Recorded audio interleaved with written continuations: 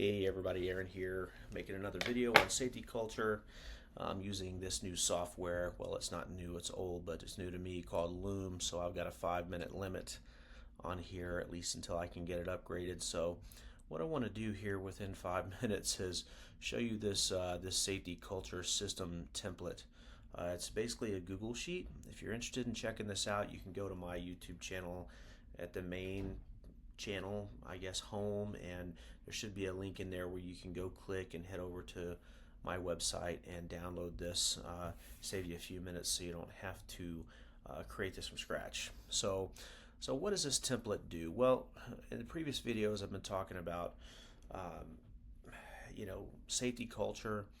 If you're watching this, you probably already know that safety culture is required in order to get the high performance that you're after in a company when it comes to safety. You can throw people at the problem, you can put these older kind of systems and programs into place, but eventually they only get you so far. You kind of plateau, and that's where this safety culture comes into place. But one of the things about this safety culture, about the safety culture that I build, is you have to do a much better job at KPIs, key performance indicators.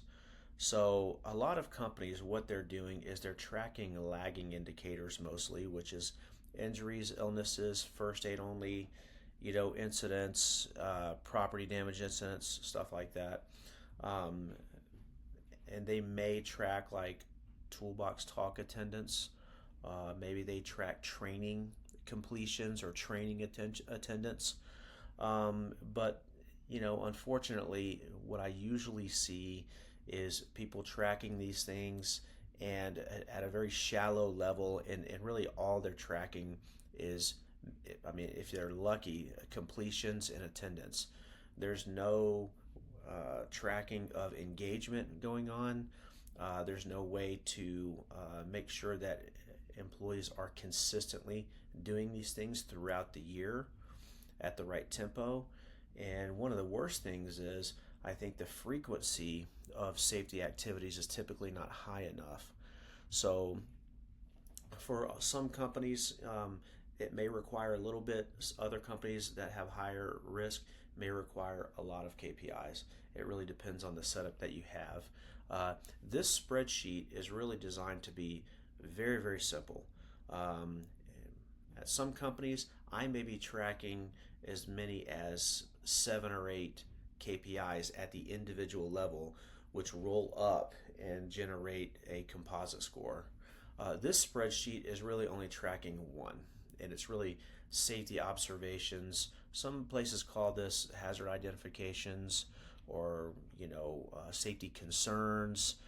It could be anything, but if you look at this spreadsheet, the columns here are pretty self-explanatory. A through G are.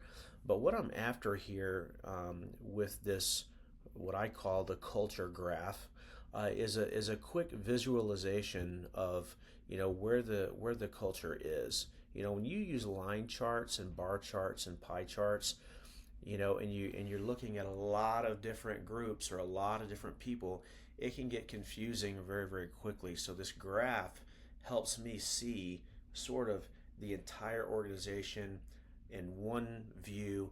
And you can see, if you look at the dates here in the first row, this is basically a calendar year, and KPIs are being tracked week to week.